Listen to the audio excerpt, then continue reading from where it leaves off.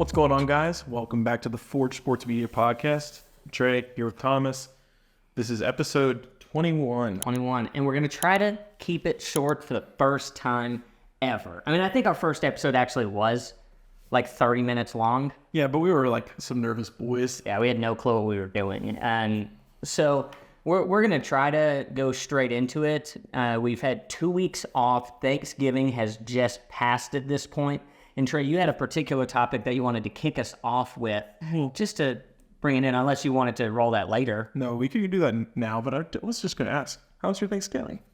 It was really good. There were some unique pieces to it, just some things within the family that kind of diverted plans a little bit, but all in all, it was really good. I really enjoyed spending time with my family. Everybody was in. We got to bring our dog, Cashew, to see my parents' dogs. They just got fence in, and then he spent the whole weekend at my mother-in-law's house, and he had a wonderful time there. So the dog had a great time, and Grace and I had a wonderful time because of that. Wonderful. That's great. Yourself? It was good. I got to see my side of the family as well as Rachel's. Yeah. So it was like a good time. We were pretty busy, and then on Wednesday and Thursday, and then the rest of the weekend we did some work on the house, and here we were. So it was a good time. It was a productive weekend. Very nice. But what's our first topic with that in mind? So with that in mind, we also did a lot of eating, and Thanksgiving tends to bring out some controversy at the table, but I want to bring up some controversy of the things on the table. Right. So lots of food options, lots of things we don't eat super often. Sure. I want to know most overrated Thanksgiving dish and the most underrated Thanksgiving dish. All right. I'll let you give them to me first, and then I'll give my take. Most underrated Thanksgiving dish. And that's a hard one. I mean, honestly, I'm a little more on like the pretty plain side of things. I'd say underrated, only because I think traditionally everybody does turkey all the time, understandably. I like where you're going with this. But I actually don't. It's not that I think turkey is overrated per se. It's not my favorite. But what's underrated is honey baked ham. Okay. I don't know if y'all are aware of the honey baked ham brand. I mean, that's something that was both in Murfreesboro and has a location here in Knoxville. That is wonderful. We actually didn't have it this year, and I was a bit disappointed just because it's great. It just has a nice, sweet crust on the outside is what it has. And so that was what I would say is underrated, is maybe ham in general, but honey baked ham in particular. Yeah, no, I'm a ham guy for sure. I like a honey ham. We don't do honey baked ham at our house. Sure. But we do a honey ham. Sure. And we do that every year on both sides of my family. There you go. On Rachel's side as well as mine. Very good. So ham's a great option there for sure. So now break it down. You know, I've got a lot that I would say is overrated. This primarily is because I think they're nasty sweet potatoes. Whoa. Throw those off the table. Now, to be fair, me and both of my sisters have historically all had a distaste for sweet potatoes. My mom used to joke that it was fear factor in the Hampton house when it came to eating sweet potatoes. And so she would require us to put a spoonful on it, and the first thing I would eat at the table was my bite of that, followed by like a massive swig of sweet tea or something like that, just to get it over with. That's fair. I also found out that yams are apparently just sliced sweet potatoes. Oh, you never know that? No, I had no clue. I like sweet potatoes, so I just didn't know the difference. I just assumed they were different, and now I know that yams are scams. That was good. That's good. I like that. We said it this weekend. That wasn't off the cuff. You should have said that. No, I'm an honest man. What about yourself? What's overrated? Okay. Oh, you would go overrated first. Sorry. I guess I did both. I just assumed you were agreeing with my ham. No, so underrated, and this is just a personal preference thing, and I know it's one of the most popular dishes, but the problem is we only have it at Thanksgiving, and that is dressing or stuffing, whatever you call it. You can have your opinion there, but again, I don't like it as much. Though I don't have an opinion on over or underrated on that one. That's more of a middle of the line, just dislike. Well, that's my personal. That's a terrible problem. Yeah. Maybe you just haven't had good dressing or stuffing, but my mom makes the best dressing that you could ever eat. Yeah.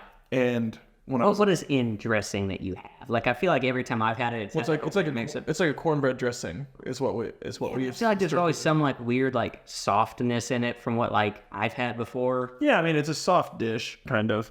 It's like a sauce or something that's in it that I don't like. Because I know it's bread primarily, and I love bread. To be honest with you, I have no idea what's in it. But Needless to say, I've tried it, and it's delicious. It's incredible. Thomas is wrong, and the problem, what makes it underrated is that we don't have it enough. Okay.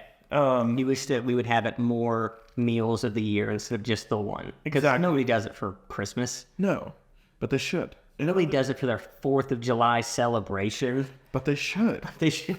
Easter lunch. They should. They should. But what they should never have is deviled eggs.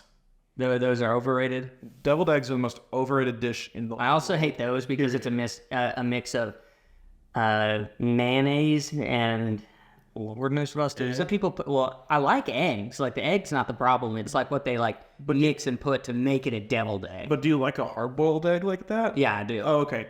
Yeah. It's not the egg part at all. I love just about any type of egg. It's just the deviled side of it. Now, I will say, funny story on deviled eggs this weekend. My mother-in-law makes deviled eggs.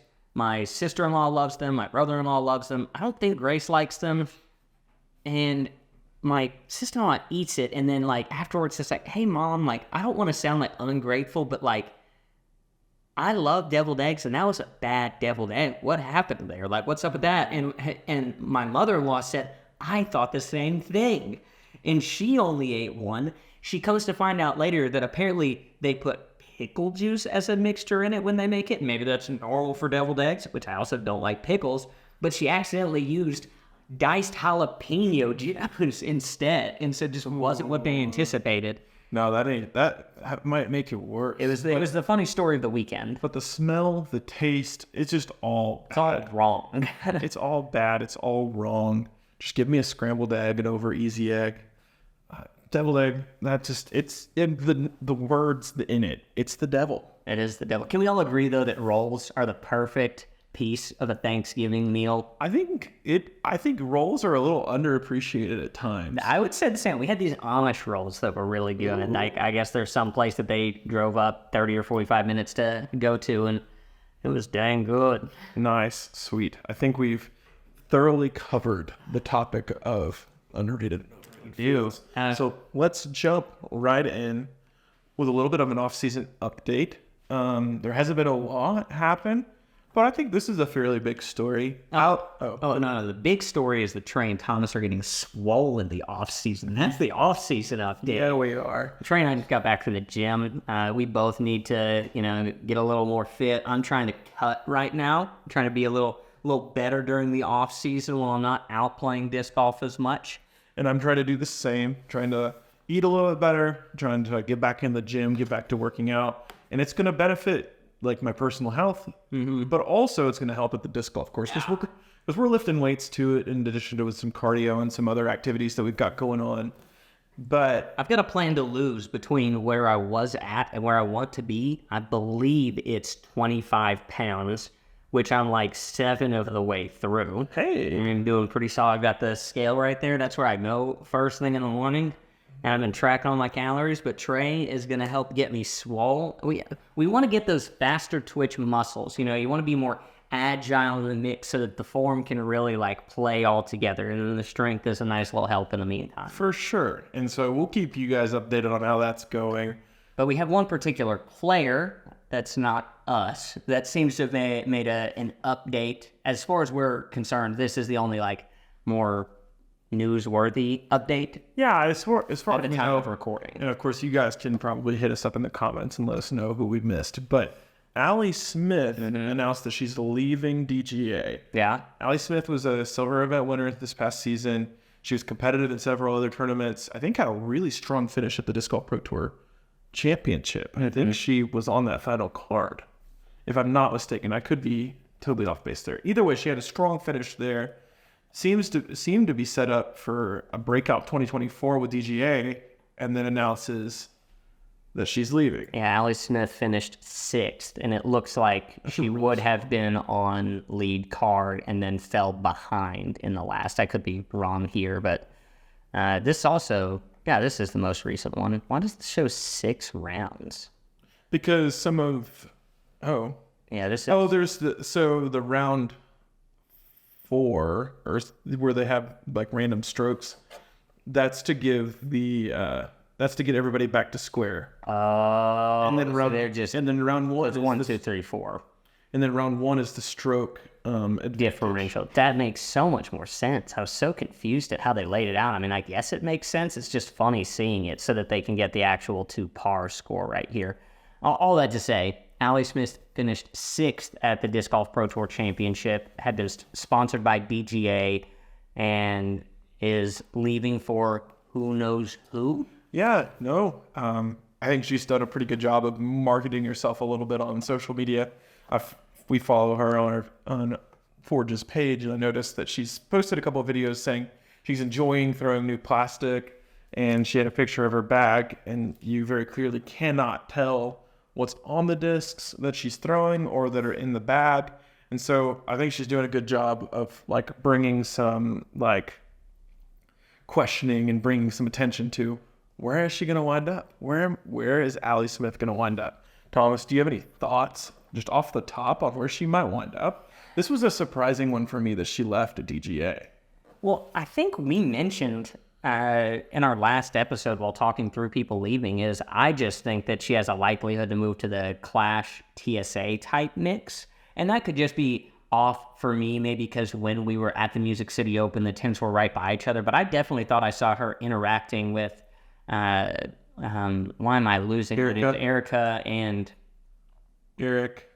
Well, Erica and Eric, Tina is who I'm thinking of. Maybe I thought I saw them interacting. I could be wrong since it was so long ago. But she definitely seems like she would fit in with that crowd. But that's from an Eagles or like a bird's eye view. Yeah, I think that could definitely be a possibility. She's a strong female though, like in terms of like playing potential. Oh, absolutely. She's fairly new on the scene. 2 years ago, she was a teacher, and then in 2022, she quit her job and decided to go full-time disc golf. I love it. And then 2023 wins her first event on the Pro Tour. Mm-hmm. And so it should be an exciting season for her. She seems like a pretty notable free agent, and is a player on the rise who definitely has some room to grow and improve. So I think any company would be happy to add her. I did notice Maria Oliva posted on her posts kind of, similar to the way that last year when people were making comments about Simon going in. Mm-hmm. We did see Maria Oliva, who is sponsored by ThoughtSpace. Mm-hmm. So that could be the move that we're seeing for her, which would be a good move. So we'll see where that lands. As far as we're concerned, at the time of recording Monday, the 27th of November evening, we haven't seen anything. Maybe something's on our phone right now, but we'll keep y'all posted if we see anything specific or huge over the course of the next week.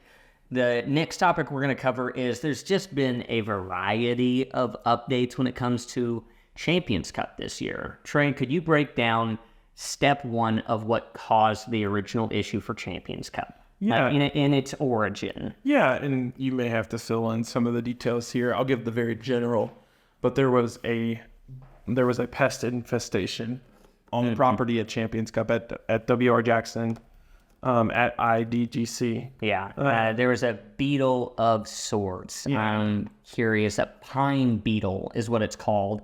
So often that state park area. So really more like if you haven't been to this property, it is literally inside a state park. Like to go play it, you have to pay a fee to go inside of the park. And there are plenty of people boating and RV camping and whatnot. Right. And this just happens to be a portion of it. So honestly, a huge portion of this state park had gotten wiped out, not really just a disc golf course area. Yeah, so it's really kind of a tragedy of sorts for the property there, for that state park.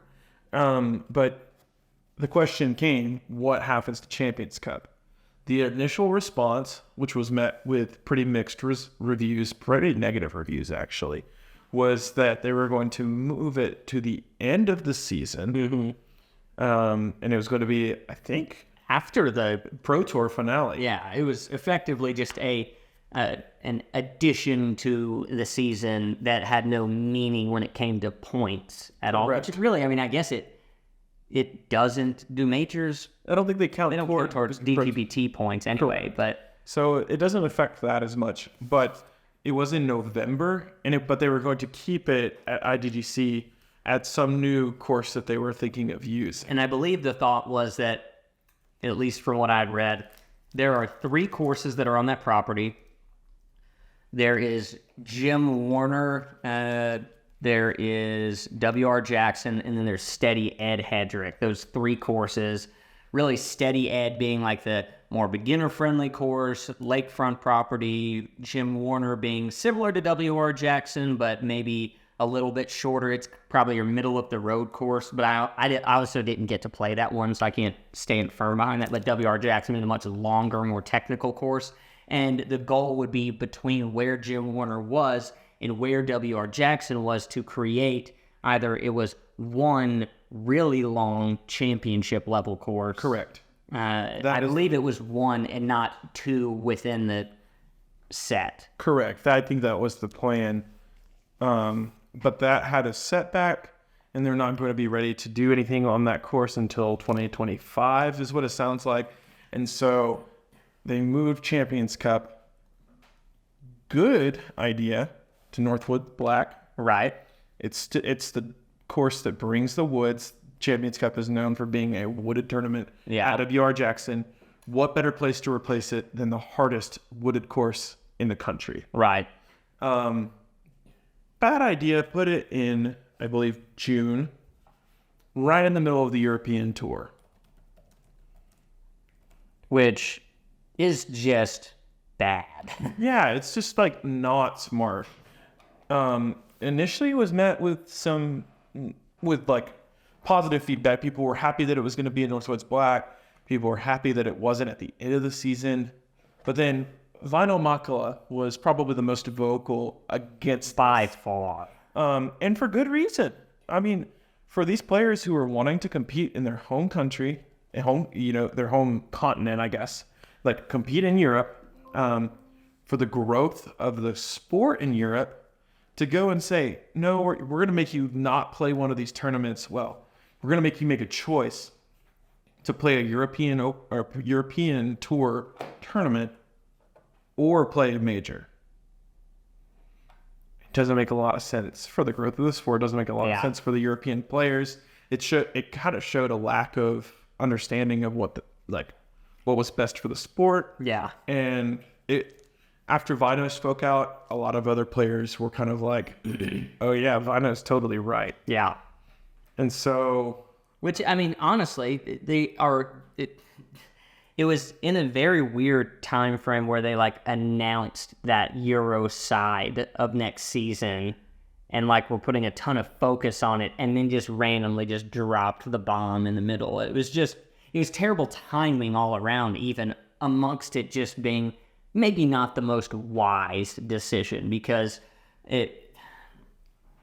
it doesn't make sense to try to get people to fly all the way in and then fly all the way back out. I mean, you're right on with it logistically doesn't make sense if you're trying to get a lot of people to play this major. correct. And so, again, the PDGA hears this, and they make another change. This one, a great change. They put it in April, and I believe it's between the Music City Open and the Dynamic Discs Open, which has been moved up this year. Right, which that's about what it was last year, I believe. I think it was pretty close. I believe so as well. And I think this was the correct decision to make. They came out, they've got a post on their website. You can read it. I'm not going to read anything. It was 5 days ago. Was there official? But they admitted that they made a mistake and an oversight on against the European Tour, and that they righted the wrong. Yeah. They moved it to April, and it seems like that is a consensus good decision. Yeah. My big thing with this, and Thomas, I'm going to let you speak to this and provide some thoughts here. My thoughts strictly from a business perspective. How do we prevent something like this happening again? it's just a bad look for the company to change their mind. Once was understandable because there was a setback. The second time, another setback happened, and then a third change due to what I see as lack of planning. Well, really, it's only 2 changes. I guess they just made a bad call twice, and then finally the right call. Well, I guess I'm saying the original move from Champions Cup being in April to November. Rather, yeah. To June. Back to April. Yeah, it's the big you. I mean, first off, they just need to, on something of this scale, if it were any other Elite Series event, I don't think you have to involve the players as much as you do for a major. Correct. You just need to discuss it, and you also need to set a precedence of like how many majors do you want within a certain time frame. That needs to be discussed, because at that point you're going to be looking at having USDGC and then another major. Then you did the exact same thing with major literally back to back with the European Open, which is dumb because you could have one person get hot and just scoop up both of them, which do it on your normal events. Sure, get an Elite Series, get a major. Wonderful. But 2 majors back to back doesn't make any sense. Take a little bit more time and think through it. I know you're trying to get the schedule out. You know people are trying to make plans and whatnot, but like nobody's going to hurt that much from taking a few extra weeks to make a decision. No, I totally agree. Have a contingency plan in place for every single event from this point moving forward. If this event gets canceled, where are we going to move it to? If the European Open gets canceled in a certain area, because I don't believe they're going back to the Beast this year. It's not at the Beast this upcoming year. It's at the year after. I know it's not forever at the Beast. Oh, are you sure? And I guess they're not having the PCS Open as a series. PCS Sula is not. Pretty sure it's going to be at the Beast. PDGA. Somebody was mentioning, I think it might have been Brody, that was saying that it's not a forever major, and maybe it's not. European Open Disc Golf Festival, and it's still in Nokia. I want to say it's somebody was saying that the Beast is not a forever location for it. Oh, interesting. I definitely think it should be. I can't remember the source of that, so I don't want to speak to it right now, but I do remember it being said by a pro, and I believe it was on Tour Life.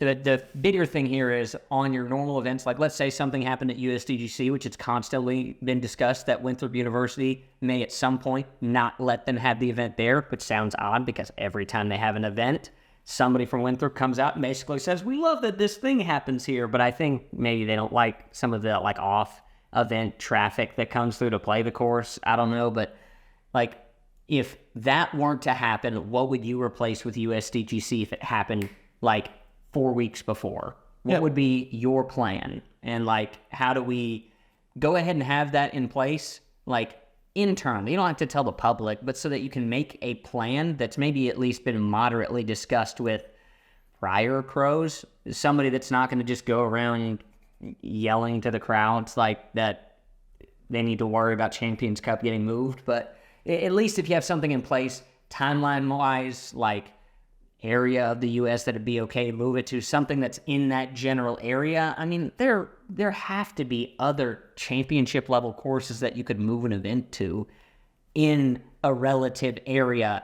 And because it's Champions Cup and because Pine Beetle's infested, like nobody's going to lose their marbles because they didn't get to play W.R. Jackson. People were already saying they didn't want to play W.R. Jackson. It was too easy. You're not going to get a lot of flack for moving to another lateral course. Like, at least I don't think so. I don't think so either.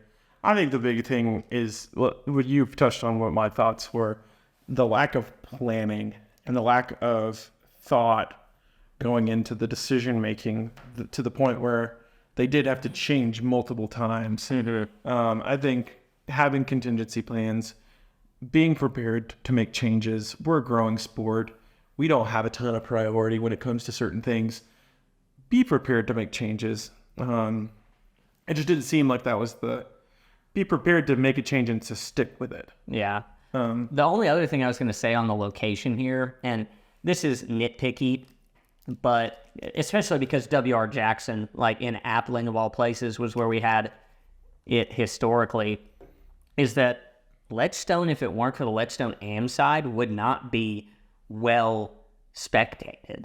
That's almost always why that gets a lot of spectators. Right.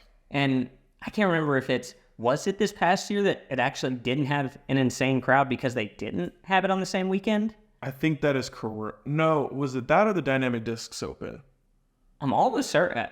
I think it was the Dynamic Discs Open. Maybe it was both of them. Maybe, but like a place like this, which is a huge disc golf destination, Correct. is kind of out there. Like, it's not like right there in a major city necessarily. At least, like, Peoria is like kind of like, I mean, I don't even know really what I'd compare it to. I know that they get, they're big enough to also get a Pokemon regional. it's fine. But besides that, like, I didn't really know that Peoria existed until I started watching tour. Right. So I'd be curious to see how the attendance ends up, like if people will make it out for this event in large. But also, I was at Champions Cup this past year for the final round. It really wasn't anything notable. Like, there were a lot of people, but even when I was there at the like stand watching the last like putts go in, which to be fair, Isaac Robinson was crushing everybody, and so it's like I can understand maybe people were heading out early rather than like waiting for the finish. Oh man, you have to see that moment though. Which, like, actually, I do think before Isaac did, because of timeline, I was like a 5.5 hour drive from home and I had to be there that evening. I think I did go right before Isaac tapped in, but I was like watching it on my phone and hearing everybody. But like, I'll be curious to see how the turnout is. That's my only worry. Oh, for sure. We'll see what happens there. But last topic that we're going to hit is the Mystery Box Craze. As you may be aware of, and if you're not, I'll be glad to inform you, if you see mystery boxes for sale, the biggest reason those are for sale is because it's winter, disc golf can be played less, people are losing less discs during the season, and disc golf manufacturers need to try to make up for money that they're not going to receive during this season. So just because you see a really good deal on a mystery box doesn't necessarily mean that you should be spending all of that money, but there are times where it's worth it and times where it's not. I would totally agree. I think the biggest pro is, I think the pro can also be a con. One of the pros of getting a mystery box is you're more than likely going to get discs that you've never thrown before. Mm-hmm. Purpose of it. And there's also going to be special releases and all these kinds of things. And we'll touch on some of our favorite mystery boxes later. But there's an opportunity to learn. Like, I mean, I think in my last mystery box, I got the Gyropalooza box last year. Yeah. It was a great box, and I got a ton of discs. Yeah, it came with a ton of discs, and I got a Volt that was great when I was throwing Volts, so I could have the second one in the bag.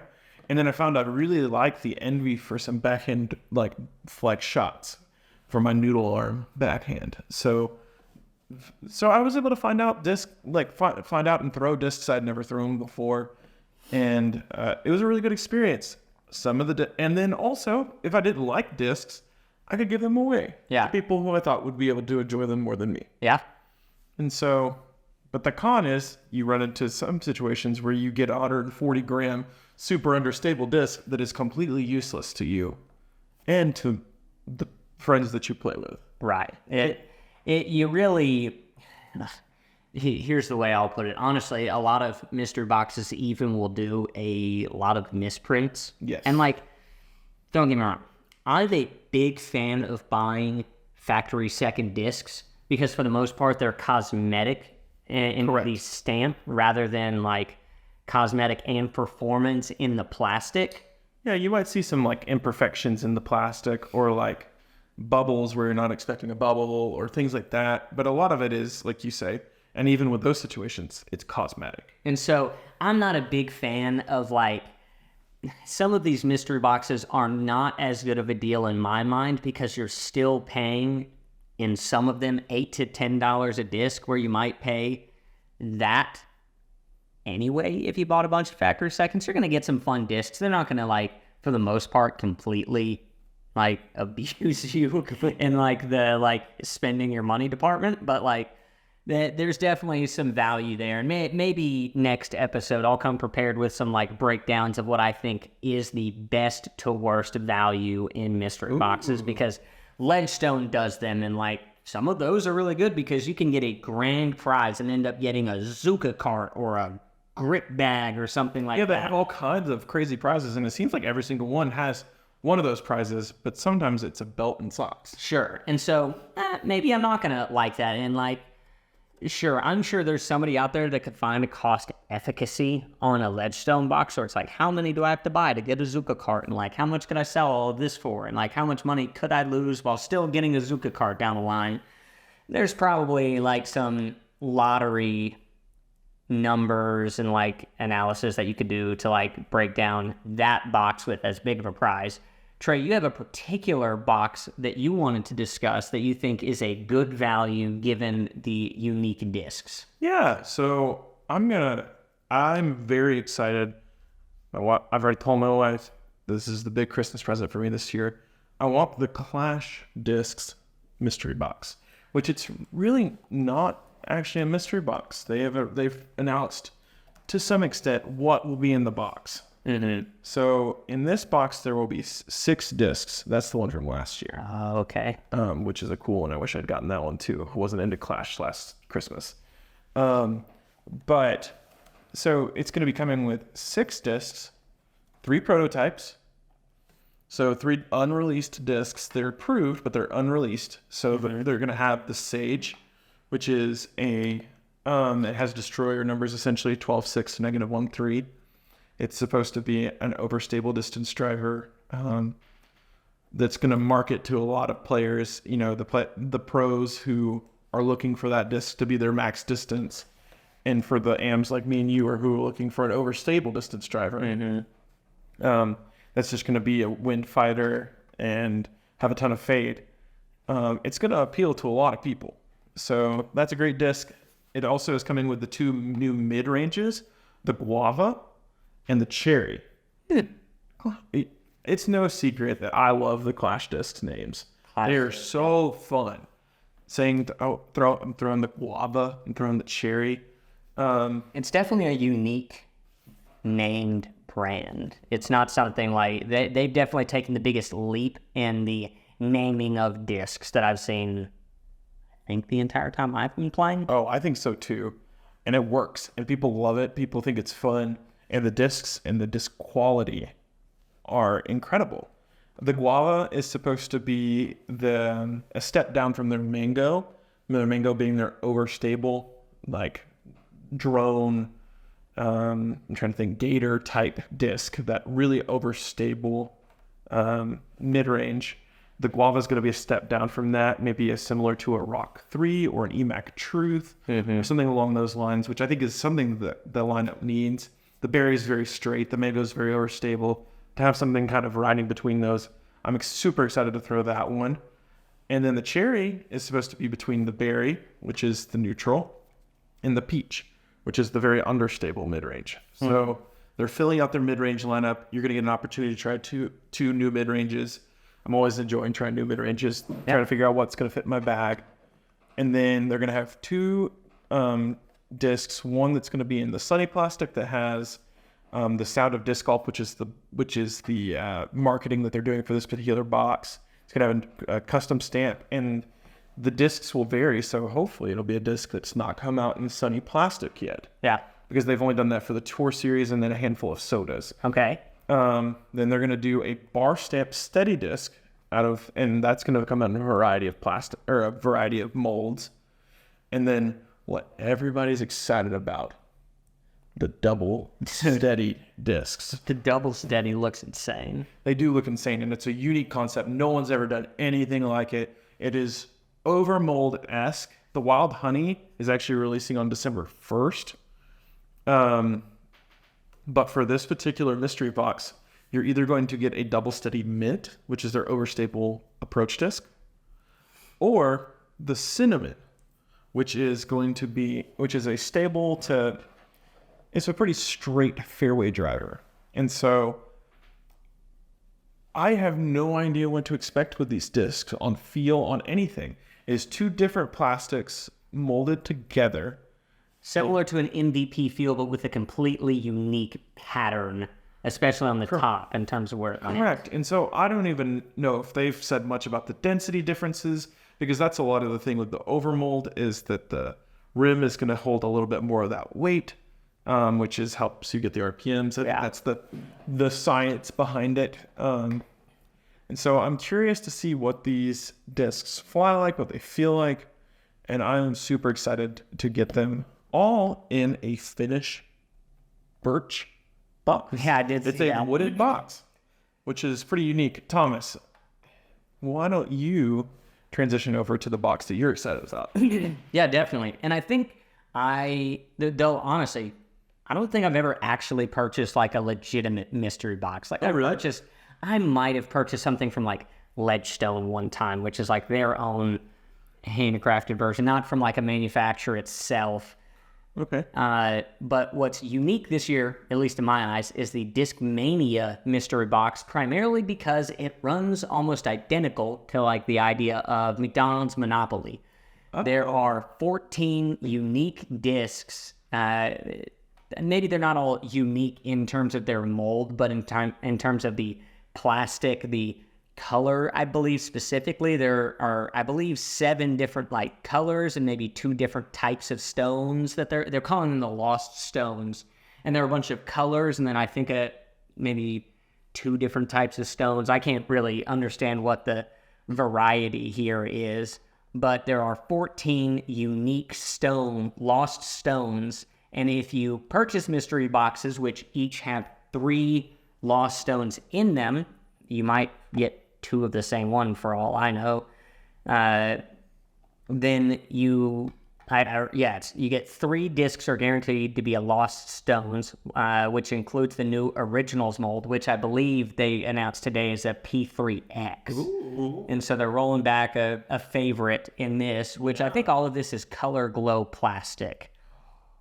And so such a cool plaster. Yeah, so I don't quite, here's a picture of them. I don't quite understand like where we get 14 out of the amount of colors they showed. Maybe there's another layer.